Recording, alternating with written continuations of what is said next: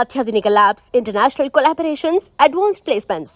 మీ dream career ని reach అవ్వడానికి మీ best choice Godavari global university. నమస్తే, వెల్కమ్ టు ఐడ్రీమ్. నేను మీ మాధురి. డిప్రెషన్ ఇది ఇప్పుడున్న యువతకి చాలా చాలా చాలా ఎక్కువగా ఉంటుంది. సిచ్యువేషన్స్ని హ్యాండిల్ చేయలేకపోవటం, ఇది నా టైం కాదు, ఈ టైంలో నేను ఏం చేస్తే బాగుంటుంది అనే దానికి వాళ్ళకి అర్థం కాక డిప్రెషన్లోకి వెళ్ళిపోయి చాలామంది పిల్లలు బాధపడుతూ ఉంటారు. సో అలాంటి నాట్ ఓన్లీ పిల్లలు, పెద్దవాళ్ళు కూడా సిచ్యువేషన్స్ని బేర్ చేయని సిచ్యువేషన్స్ ఉంటాయి. సో అలాంటి టైమ్స్లో ఏం చేయాలి డీటెయిల్గా చెప్పడానికి మనతో పాటు ఉన్నారు కశ్యప్ గారు. ఆయన అడిగి డీటెయిల్గా తెలుసుకుందాం. Hello sir. హలో అండి. సార్, ఈ టైం మంది కాదు, నాకు ఈ టైంలో నేను ఆశించింది రావాలి కానీ రాలేదు అనే టైంలో చాలా చాలా డిప్రెస్లోకి వెళ్ళిపోతూ ఉంటాం. సో ఆ టైంలో ఏం చేయాలంటారు? కాలం కలిసి రానప్పుడు, కాలం కాటు వేసినప్పుడు చెప్పండి. కాటు వేసేది కాలం కాదండి, కాలం కాటేదు. మనకొక ఎక్స్పీరియన్స్ అయినప్పుడు దాన్ని మనం ఏ దృష్టికోణంలో చూస్తున్నాం, అది గనక డిస్ట్రక్టివ్ దృష్టికోణం అయితే అప్పుడు కాటేస్తుంది. అర్థమవుతుందా? సో కాలం దానంతట అది కాటేది. డిప్రెషన్, ఫస్ట్ ఆఫ్ ఆల్ ఈ పదం అర్థం చేసుకోండి. చాలామంది ఈ పదాన్ని వాడేస్తున్నారు. ఏమండి, బోరు కొట్టిన వాళ్ళు కూడా నేను డిప్రెషన్లోకి వెళ్ళిపోయాను, అది డిప్రెషన్ కాదండి, అది డిప్రెషన్ కాదు. మరి డిప్రెషన్ అంటే ఏంటి? డిప్రెషన్ ఉంది అని ఎలా తెలుస్తుంది అంటే బాడీలో కొన్ని హార్మోనల్ లెవెల్స్ మారుతాయి. మేము యూజువల్గా డోస్ అంటుంటాం మేము వీటిని. Dopamine, endorphin, serotonin and oxytocin. వీటిల్లో కొన్ని హార్మోన్స్ వాటి స్థాయి తగ్గిపోతుంది, ఉండాల్సినంత లెవెల్ ఉండదు. దట్స్ హౌ యూజువల్గా క్లినికల్ డిప్రెషన్ని గుర్తించే విధానం అదే. వన్ ఆఫ్ ద వేస్లో అదొకటి. యూజువల్గా మీరన్నట్టు అనుకున్నట్టు జరగలేదు. ఏమండి, మరి దీని నుంచి డిప్రెషన్లోకి పోకుండా నిలబడాలి అంటే ఎలా, అన్షేకబుల్గా ఉండాలి అంటే ఎలా? నేను మీకు ఒక ఎగ్జాంపుల్ ఇచ్చి చెప్తానండి. ఇది ఒక ప్యాటర్న్ అండి. నేను ఆ ప్యాటర్న్స్ అన్నీ ఒక వీడియోలో నేను చెప్పలేను, రైట్? సో నేను ఆ పేర్లు అవి వాడకుండా ఎగ్జాంపుల్స్ ఇచ్చి నేను బయటకు వెళ్తున్నా. ఇప్పుడు ఆ ప్యాటర్న్ పేర్లు అవన్నీ చెప్పుకుంటూ పోతే చాలా పెద్ద ఇదవుతుంది. నేను ఒక ఎగ్జాంపుల్ ఇస్తా మీకు. ఇప్పుడు సీజన్స్ ఉంటాయి కదా, ఎండాకాలం, వానాకాలం, చలికాలం. మీకు నచ్చని సీజన్ ఏంటి? Every season I love. You love it. I hate ఎండాకాలం అండి. నాకు ఎండాకాలం అంటే నచ్చదు. నాకు ఎండాకాలం అంటే చాలా చికాకు. బికాజ్ ఎండాకాలం అంటే నాకు ఎందుకు ఇష్టం అంటే ఆ సీజన్లో మామిడి పళ్ళు వస్తాయి. మామిడి పళ్ళు వస్తాయి కాబట్టి మీకు ఇష్టం. నాకు మామిడి పళ్ళు అంటే ఇష్టం, కానీ ఎండాకాలంలో ఉండే కొన్ని పరిస్థితులు నాకు నచ్చవు. మీరు బయట కంట్రీస్కి వెళ్తే వాళ్ళకి వింటర్ అంటే నచ్చదు, ఎందుకంటే చాలా గ్లూమీగా ఉంటుంది బయట వింటర్ ఆ దేశాల్లో. నేను ఈ ఎగ్జాంపుల్ ఎందుకు చెప్తున్నా అంటే, మీకు ఒక సీజన్ నచ్చదు సంవత్సరంలో, కానీ ఆ సీజన్ పర్మనెంట్ కాదు. రైట్ నౌ నాకు నచ్చని ఎండాకాలంలో నేనున్నా, నాకు నచ్చని చలికాలంలో నేనున్నా, నేను అనుకున్నట్టు నాకు పరిస్థితులు సహకరించట్లేదు, నాకు ఈ సీజన్ నచ్చట్లా. డిప్రెస్ అవ్వటానికి కారణం ఏంటంటే జీవితాంతం ఇదే సీజన్ ఉంటుంది అనుకోవటం ఫస్ట్ రీజన్ అండి. చాలామంది మిస్ అయ్యేది ఎక్కడంటే, ఒక సమస్య రాగానే అనుకున్నట్టు జరగకపోతే అయిపోయింది, ఇంకా లైఫ్ అయిపోయింది. ఆర్ జీవితం అంతా ఇదే ఉంటుంది. పర్మనెంట్ కాదండి, సీజన్ మారుతుంది. గుర్తుంచుకోవాల్సింది ఏంటంటే, మళ్ళీ ఈ సీజన్ వస్తుంది నెక్స్ట్ ఇయర్. ప్రాబ్లమ్స్ రాకుండా ఉండాలి అన్న ఎక్స్పెక్టేషన్ ఎప్పుడైతే మైండ్లో ఇంచిపోతుందో డిప్రెషన్కి ఛాన్స్ లేదు. ఫస్ట్ అండ్ ఫార్మోస్ట్ మీరు అనుకున్నట్టు ఎందుకు జరగాలండి? ఎందుకు జరగాలి? మీరు అనుకున్నట్టు ఎట్లా జరుగుతాయండి? నేను అనుకున్నట్టే ఎందుకు జరుగుతుంది? మీరు ఏమన్నా పైన చూడిపడ్డారా? నాకు తెలియకడుగుతా. నేను అనుకున్నట్టే జరగాలన్నీ. నేను ఈ ప్లాన్ వేసుకుంటే ప్లాన్ ప్రకారమే కషాపు మరి వర్కౌట్ అవ్వదు. కొన్నిసార్లు అవ్వదండి. అయితే వదిలేస్తామా? ఇది ఎట్లుందంటే, నాకు కాలం కలిసి రాలా, నేను రోడ్డు మీద వెళ్తున్నా, ఒక చోటికి వెళ్దాం అనుకుంటున్నా, మధ్యలో ఒక ట్రాఫిక్ సిగ్నల్ రెడ్గా వచ్చింది, అబ్బా రెడ్గా వచ్చింది, నేను డిప్రెస్ అయ్యా. గ్రీన్గా మారుతుంది, గుర్తుపెట్టుకోవాలి. అది గ్రీన్గా మారుతుంది. రెడ్ సిగ్నల్ పర్మనెంట్ కాదు, ప్రాబ్లమ్స్ కూడా పర్మనెంట్ కాదు. ఇది బాగా బాగా గుర్తుపెట్టుకోండి. అనుకున్నట్టు జరగవు. ఆ జరగనప్పుడు మీరు దాన్ని అంగీకరించి వచ్చిన సిచ్యువేషన్ని ఎలా అడ్వాంటేజ్ తీసుకోవాలి అనేది గనక మీరు ఆలోచిస్తే, అప్పుడు డిప్రెషన్లోకో బాధపడటమో కాదు, మీరు తిరగబడి ఇన్నోవేటివ్గా ఆలోచిస్తారు. నేను యూజువల్గా ఇది ఎక్కడ చెప్పను, ఏదో ఒకటి రెండు ఇంటర్వ్యూస్లో చెప్పను, నేను ఎక్కడ షేర్ చేసుకోవాలా. నేను ఒక ఎగ్జాంపుల్ షేర్ చేస్తాను. అనుకున్నట్టు జరగకపోవటం, కాలం కలిసి రాకపోవటం, ఈ మాటలు ఏదైతే ఉన్నాయో. ఎందుకంటే ఇది జూన్ కదా, జూన్ నా లైఫ్లో నాకు ఎన్నో ఇచ్చింది, ఎన్నో తీసేసింది. జూన్ నెల ఎందుకో ఎక్కువ జూన్లోనే జరుగుతుంటాయి. నా లైఫ్లో highest ups and lowest downs జూన్లోనే యూజువల్గా జరుగుతున్నాయి. ఎందుకనేది నాకు తెలియదు, అది కోయిన్సిడెన్సో ఏమో. 2020 June, COVID first lockdown. Kashyap అంటే ఎవరికి తెలియదు ఆ రోజుల్లో. నా యూట్యూబ్ ప్రెజెన్స్ ఏం లేదు. నేను తెలుగు రాష్ట్రాల్లోకి వచ్చి చాలా తక్కువ టైం అయింది అప్పట్లో, నేను బెంగళూరులో ఉండేవాడిని. కోవిడ్ ఫస్ట్ లాక్డౌన్లో జూన్ 19th నా కూతురు పుట్టింది. వీ వర్ సెలబ్రేటింగ్ ఫస్ట్ సంతానం. నేను నా భార్య పేరెంట్స్ అయ్యామన్న ఆనందంలో ఉన్నాం.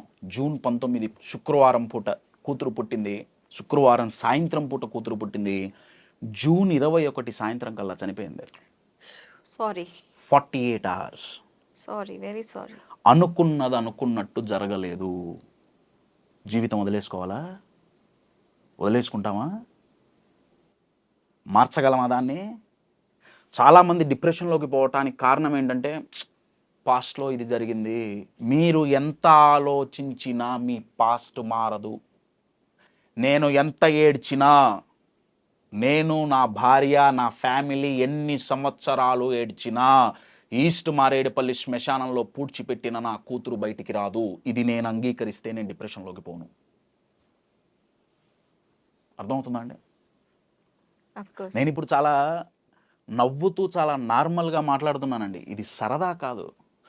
నా కూతురు చనిపోతే ఆ రోజు నా పరిస్థితి ఏంటంటే, ప్రాబబ్లీ లైఫ్లో మొట్టమొదటిసారి గూగుల్ మ్యాప్స్లో శ్మశానాన్ని ఎత్తుకున్నాను నేను. శ్మశానాన్ని ఎత్తుకొని శ్మశానం దగ్గరికి వెళ్ళి, నేను శ్మశానంలోకి పోకూడదు కాబట్టి ఇంకొక వ్యక్తిని లోపలికి పంపించి, చీకటి పడిపోతుంది, అంత్యక్రియలు ఆ ఫైనల్ రిచువల్స్ ఏవైతే ఉన్నాయో అవి అయిపోగొట్టేయాలి త్వరగా, చీకటి పడేలోపు. నార్మల్గా బర్రీ చేయటమే, కాల్చడం కూడా ఏమి ఉండదు, దహన సంస్కారాలు ఏమి ఉండవు, 2 రోజులే కదా పిల్ల, త్వరగా అయిపోవాలి. ఎంత అవుతుంది? ఆ రోజు ఆ వ్యక్తి నాకు చెప్పిన నంబర్ 8,500,000, కరెక్ట్గా 4 ఏళ్ల క్రితం. ఆ రోజు నా జేబులో 8,500,000 లేవండి. నా ఒక అపాయింట్మెంట్ కొన్ని లక్షలు అండి. నేను ఇది గొప్పగా చెప్పుకోవట్లేదు. చెప్పుకోవటానికి కారణం ఏంటంటే, అంత కెపాబిలిటీ, అంత కెపాసిటీ నాకున్న ఆ రోజుల్లో నేను డబ్బులు సంపాదించలా. ఎందుకంటే నేనున్నాను ఒకటికి తెలీదు. కాశ్యప్ దగ్గర ఈ మ్యాటర్ ఉంది, ఈ స్టఫ్ ఉంది, కాశ్యప్ దగ్గర ఈ ప్రొడక్ట్ ఉంది అనేది ఎవరికి తెలియదు. తెలియనప్పుడు నాకు బిజినెస్ ఎట్లా వస్తుంది? రాదు. Your getting it? నేను సేల్స్ అండ్ మార్కెటింగ్ చేయడానికి వెళ్ళినప్పుడల్లా, రిజెక్షన్స్ అయినప్పుడల్లా నేను చెప్పింది ఇదే, కాలం కలిసి రావట్లా. ఆ రోజు నా కూతురు చనిపోయినప్పుడు లోపల మా నాన్నగారు, మా మామయ్య గారు వెళ్ళి ఆ కార్యక్రమాలన్నీ చూస్తున్నారు. నేను బయట రోడ్డుకు ఆపోజిట్లో నా బండి మీద కూర్చొని నేను ఏడుస్తుంటే లోపల నుంచి ఒక క్వశ్చన్ వచ్చింది. అరే కశ్యప్, కూతురు పోయిందని ఏడుస్తున్నావు కదా, బతికుంటే ఏం పెట్టి పోషించేవాడివి? డబ్బులు ఎవరు నీ దగ్గర? దాని అంత్యక్రియలు చేయటానికి నీ దగ్గర 8,500,000 లేవు కదా. ఒకవేళ అది బతుకుంటే ఏం పెట్టేవాడివి నువ్వు దానికి? నీ కూతురికి ఏం పెట్టేవాడివి? నీ దగ్గర ఇంత టాలెంట్ ఉంది, ఇన్ని ఎబిలిటీస్ ఉన్నాయి, ఏంటి దానివల్ల లాభం ఏంటి? అప్పుడు మొదలైందండి నాలో ఫైర్. నా దగ్గరున్న ఎబిలిటీస్ నలుగురికి తీసుకెళ్లాల్సిందే. ఎంత కష్టం వచ్చినా హ్యూమన్ మైండ్ చెక్కు చెదరకుండా అన్షేకబుల్గా నిలబడగలదు. There are techniques, there are ways. నేను నిలబడగలదు. ఇది నేను నలుగురికి నేర్పియాలి. నా దగ్గర ఉన్న ప్రోడక్ట్ నేను నలుగురికి ఇవ్వాలి. అప్పుడు నా యూట్యూబ్ జర్నీ మొదలైందండి. ఎలా అన్నప్పుడు నాకు దొరికిన ఆన్సర్ యూట్యూబ్. ఓకే, అప్పుడు నా యూట్యూబ్ జర్నీ మొదలైంది. ఈ 4 years అంటే ఇది అయిన తర్వాత మొదలైంది. లాస్ట్ 2.5 yearsలో నా లైఫ్ చూసుకుంటే ఇట్స్ టోటల్ టర్న్ అరౌండ్ అండి. Total turn around. ఫినాన్షియల్గా కావచ్చు, ఇమోషనల్గా కావచ్చు. అంత లో ఉన్న టైం నుంచి now it's in very peak stage of my life. కారణం ఏంటయ్యా అంటే, కాలం కలిసి రానప్పుడు, అనుకున్నది జరగనప్పుడు, అనుకున్నది చెయ్యకుండా ఆపేయటమే ఓటమి. అనుకున్నది చెయ్యాలనుకున్నప్పుడు, అనుకున్నట్లు లైఫ్ సపోర్ట్ చేయకపోతే మీరు వదిలేశారా? అందుకే నేను నా ప్రోగ్రామ్స్లో నేను ఎప్పుడు ఎగ్జాంపుల్, నా కూతురుది ఎగ్జాంపుల్ చెప్పి నేను ఒక మాట అంటుంటా. నేను అనే మాట ఏంటయ్యా అంటే, నా కూతురు చనిపోవటం మా లైఫ్లో వర్స్ట్ డే కాదు. That is the best day of our life. Because మా జీవితాన్ని మార్చేసింది అదే. You are getting my point? చాలామంది నెగిటివ్ లెసన్స్ నేర్చుకుంటారు. నెగిటివ్ లెసన్స్ నేర్చుకొని ఏం చేస్తారంటే, నన్ను వాళ్ళు మోసం చేశారు, అంతే, నేనంటే ఎవరికి ఇష్టం లేదు, నన్ను ఆ దేవుడు కూడా పట్టించుకోవట్లేదు, వగేరా వగేరా వగేరా వగేరా. పెద్ద బాహుబలి 1, 2, 3 సినిమాలు తీస్తారు మైండ్లో. అంటే సూపర్ హిట్ మూవీ కదా. మైండ్లో ఏదేదో చూస్తుంటారు వాళ్ళు. ఏదో నెగిటివ్ సినిమా అయిపోయింది, జీవితం అయిపోలా. మనం అయిపోయింది అనుకుంటున్నాం. ప్రాబ్లమ్స్ పర్మనెంట్ కాదు. ఏ సీజన్ పర్మనెంట్ కాదు. ప్రపంచంలోనే లాంగెస్ట్ ట్రాఫిక్ జామ్ చైనాలో ఎన్ని రోజుల్లో జరిగింది? 48 గంటలో 47 గంటలో ట్రాఫిక్ జామ్ అయింది, కానీ క్లియర్ అయింది. లైఫ్లో కూడా ఎంత ట్రాఫిక్ జామ్ అయినా క్లియర్ అవుతుంది, పర్మనెంట్ కాదు. రోడ్డు మీద రెడ్ సిగ్నల్ పర్మనెంట్ కాదు. ప్రాబ్లమ్స్ పర్మనెంట్ కావు. ఏదో మీకు నచ్చని ఒక సీజనే జీవితం అంతా ఉంటుంది, ఉండదు, పర్మనెంట్ కాదు. ఈ థాట్ ప్యాటర్న్ని మనం ఎప్పుడైతే బ్రేక్ చేస్తామో, డిప్రెషన్ కాదు కదా, అసలు ఆ దరిదాపుల్లో కూడా మైండ్ పోదు. అర్థమవుతుందా అండి? ఇది మన లైఫ్లో మనకి జరిగిన ఇన్సిడెంట్స్ని మనం ఎలా నిర్వచిస్తున్నాం. ఇప్పుడు మీరు ఒక కప్బోర్డ్లో చాలా ఇంపార్టెంట్ డాక్యుమెంట్స్ పెట్టి దానికి మీరు లేబుల్స్ పెట్టారు. ఏమండి? ఒక్కొక్క దానికి ఒక్కొక్క లేబుల్. మీరు కొన్ని నెలల తర్వాత ఒకసారి ఆ కబోర్డ్ ఓపెన్ చూసి ఏ డాక్యుమెంట్ సెలెక్ట్ చేసుకుంటారు అనేది దాని మీద ఉన్న లేబుల్ మీద ఆధారపడి ఉంటుంది కదా. కరెక్ట్ కదా? లేబుల్ తప్పిస్తే సరైన గమ్యానికి వెళ్ళలేము. అంతే కదా. మన ఇన్సిడెంట్స్కి, లైఫ్లో జరిగే ఇన్సిడెంట్స్కి మనం ఏం లేబుల్ ఇస్తున్నాం? మనం ఎప్పుడైతే అది నెగిటివ్ లేబుల్ అని ఇచ్చామా, నా మైండ్ ఎదుగుతోంది. చాలామంది ఉంటారు, కశ్యప్ ఎంత ఆలోచించినా సంతోషంగా ఉండటానికి రీజన్ దొరకట్లా, నా సంతోషంగా ఉండాలని మైండ్ స్కాన్ చేస్తోంది. అన్నీ నెగిటివ్ లేబుల్సే ఉండే. ప్రతి ఇన్సిడెంట్కి నెగిటివ్ లేబుల్ స్టాంప్ వేసాం. నేనేమంటున్నా, అతి కష్టమైన కష్టాన్ని నేను పాజిటివ్గా నేను లేబుల్ చేస్తా అంటున్నా. కూతురు చనిపోవటం పాజిటివ్ ఎలా అయిందండి? You take that positive. ఆ సిచ్యువేషన్లో తను ఉంటే తనని ఎలా బ్రతికించుకోగలను అనే థాట్ మిమ్మల్ని పాజిటివ్ వైపు నడిపింది. ఆ రోజు నేను డిసైడ్ అయ్యండి, నా కారణంగా నేనైనా, నా ఫ్యామిలీ అయినా ఫినాన్షియల్గా సఫర్ అవ్వకూడదు. అప్పటి వరకు సేవ అనే దాంట్లో నేను ఎక్కువ ఫ్రీగా ఇచ్చేసా అన్నీ. నా దగ్గరున్న కంటెంట్ నేను అన్ని ఫ్రీ క్లాసులు, ఫ్రీ ఫ్రీ ఫ్రీ వర్కౌట్ అవ్వదండి. వర్కౌట్ అవ్వదు, డబ్బులు కావాలి. ఏది ఫ్రీగా పంచిపెట్టుకో. ఎస్, డబ్బులు కావాల్సిందే. సో అది చాలా ఫైర్. ఇంకొక ఫైర్ ఏం చేసిందంటే, అది ఆ ఇన్సిడెంట్ మా జీవితం మారింది అని నేను ఎందుకంటున్నా అంటే, ఒక ఫినాన్షియల్గానే కాదు. మేము ఒక వారం 10 రోజుల తర్వాత నేను నా భార్య కూర్చొని ఆలోచించినప్పుడు, నేను నా భార్య చాలా స్ట్రాంగ్గా నిలబడ్డాం. ఆ టైంలో ఏదైనా సరే నించోవాల్సిందే. మేమిద్దరం స్ట్రాంగ్గా నిలబడబట్టి మా 2 ఫ్యామిలీలు స్ట్రాంగ్గా నిలబడ్డాయి. ఇటు నా వైపు అయినా, మా అమ్మ నాన్న అయినా, అటువైపు మా అత్తయ్య గారు మామయ్య గారు అయినా, వాళ్ళ మైండ్లో నడిచింది ఏంటంటే పిల్లలు వీళ్ళే గట్టిగా ఉన్నారు, మనం ఎందుకు పడిపోవాలి. నాకు ఆ రోజు అనిపించింది ఏంటంటే ఒక ఇంట్లో ఒక వ్యక్తి మానసికంగా దృఢంగా ఉంటే హోల్ ఫ్యామిలీ కాపాడబడుతుంది. నేను స్టేజ్ మీదకి ఎందుకు వెళ్ళాలి, నా ఆడియన్స్ని ఒక్కొక్కళ్ళ ఇంట్లో ఒక్క వ్యక్తిని మానసికంగా దృఢంగా చేయగలిగామా, దేశం ఎటెళ్ళాలండి, ఎటెళ్తుంది దేశం. మన దేశం పడిపోవటానికి పడిపోవాలన్నా ఎదగాలన్నా కారణాలు 2. ఒకటి ఎకానమీ, రెండొక ఏంటయ్యా అంటే ఇమోషనల్ హెల్త్ అండి. ఇది చాలామందికి తెలియదు.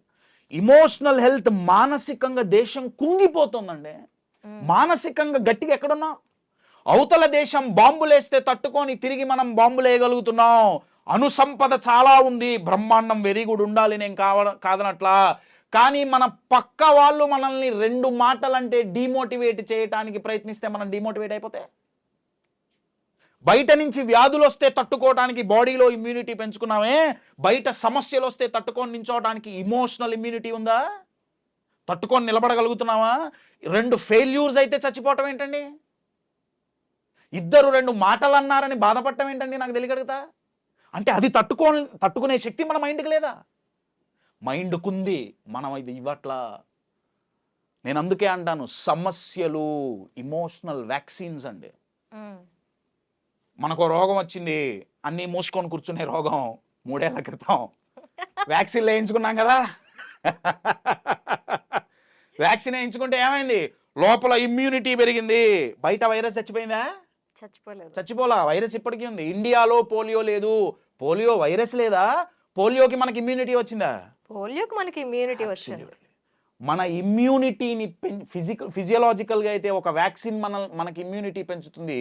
సైకలాజికల్గా ఇమ్యూనిటీ పెరగాలంటే, ఆ అన్షేకబుల్గా నించోవాలి అంటే ఆ వ్యాక్సిన్ పేరే ప్రాబ్లమ్స్ అండి. అవి మనల్ని ఇమ్యూన్గా చేయగలవండి, చాలా గట్టిగా చేయగలవు. కానీ ఆ ప్రాబ్లంకి మన మైండ్లో మనం ఏం లేబుల్ పెట్టాం, నెగటివ్. వద్దు, ప్రాబ్లమ్సే వద్దు. ఇంకెదగమంటే ఎదగలేము. ఎట్లా ఎదుగుతామండి. ఇప్పుడు నేను వచ్చి కోచింగ్ ఇవ్వాలనుకోండి, నేను ఎంతో కొంత ఛార్జ్ చేస్తా కదా. మీకు ఇష్టమైన సబ్జెక్టు, మీకు ఇష్టమైన వ్యక్తి, ఆ సబ్జెక్ట్లో నిష్ణాతులు మీకు వచ్చి ఫ్రీగా నేర్పిస్తా అంటే ఎంత బాగుంటుందా, బాగుంటుందా. ఎలా ఎదగాలో నేర్పించే ఒక అద్భుతమైన కోచ్, లైఫ్ మనకి గిఫ్ట్ ఇచ్చే కోచ్, గ్రోత్ కోచ్ అంటా నేను. ఆ కోచ్ పేరే ప్రాబ్లమ్స్. ఫ్రీ అండి, ఫ్రీగా వచ్చి నేర్పిస్తున్నాయి ఎలా ఎదగాలో.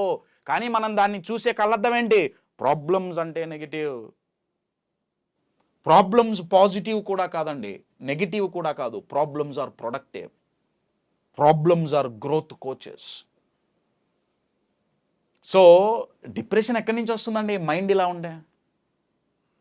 మైండ్ గనక చాలా గట్టిగా ఉందనుకోండి, ఇప్పుడు భారతదేశాన్ని ఎవరు, ఏ దేశమైనా, ఏ శత్రు సైన్యమైనా అంత ఈజీగా ఎందుకు పాడు చేయలేకపోతుంది, ఎందుకంటే మన సైన్యం చాలా గట్టిగా ఉంది. బోర్డర్స్ మొత్తం చాలా అలర్ట్లో ఉన్నాయి, చాలా గట్టిగా ఉన్నారు. మన సైనికులు బలంగా ఉంటే అవతల వాళ్ళు ఎన్ని దాడులు చేసినా తట్టుకొని నిలబడటమే కాదు, తిరగబడి కొట్టగలం. మరి మానసికంగా బయట 4 మాటలు అన్నారు, వాళ్ళొక 4 సైనికులు వస్తున్నారు, నీకు చేత కాదు, నీ వల్ల కాదు, నువ్వు దండగా, నువ్వు వేస్ట్, 4 సైనికులు వస్తున్నారు. నువ్వు ఆ సైనికులు మైండ్లోకి ఎంటర్ అవ్వకుండా ఇక్కడ మనం ఒక బోర్డర్ రెడీగా పెట్టుకోవాలండి. దాని పేరే బిలీఫ్, ఆత్మవిశ్వాసం, అదే కదా. సో అది బాగా ఉన్నప్పుడు డిప్రెషన్లోకి పోం. సో కంక్లూడ్ చేయటానికి కాలం ఎప్పుడూ కలిసి రాదు. మీరు అనుకున్నవి అనుకున్నట్టు ప్రతిసారి జరగవు. ప్రిపేర్ అవ్వండి మెంటల్గా. ప్లాన్ ఏ ఎప్పుడైతే పోతుందో ప్లాన్ బి ఖచ్చితంగా ఉండాలి. ప్లాన్ జెడ్ వరకు ఉన్నా కూడా ఒక్కోసారి ఫెయిల్ అయితే, ప్లాన్స్ ఫెయిల్ అయితే ఏదో ఒక టైంలో ప్లాన్లు ఫెయిల్ అవ్వకుండా ఉండవు. మీరు ఎన్ని ప్లాన్లు పెట్టుకున్నా కానీ that is the rule of nature అండి. లైఫ్లో సమస్యలు ఉంటాయి, లైఫ్లో కష్టాలు ఉంటాయి, బిజినెస్లో నష్టాలుంటాయి, రిలేషన్షిప్లో గొడవలుంటాయి. మెంటల్గా ప్రిపేర్ అవ్వండి. పారిపోవటానికి కాదు, సమస్య వచ్చినప్పుడు, కష్టం వచ్చినప్పుడు, నష్టం వచ్చినప్పుడు, గొడవ వచ్చినప్పుడు కుంగిపోయి పడిపోకుండా దీని నుంచి ఎలా బయటపడాలి, దీన్ని ఉపయోగించుకొని ఎలా ఎదగాలి అని మెంటల్గా ప్రిపేర్ అయ్యారా? కష్టాలు, నష్టాలు, సమస్యలు వస్తాయని మనం భయపడం. అప్పుడు నలుగురి దగ్గరికి పోయి అడుక్కునే బాధ తప్పుతుంది. అయ్యా నేనేం చేస్తే నా కష్టాలు పోతాయి, అయ్యా నేనేం పెట్టుకుంటే కష్టం పోతుంది, నేనేం చేస్తే ఏ రంగు చొక్కా వేసుకుంటే నా కష్టం పోతుంది, నా ఫోన్ నంబర్లో ఏ నంబర్ మారిస్తే నా లైఫ్ బాగుంటుంది.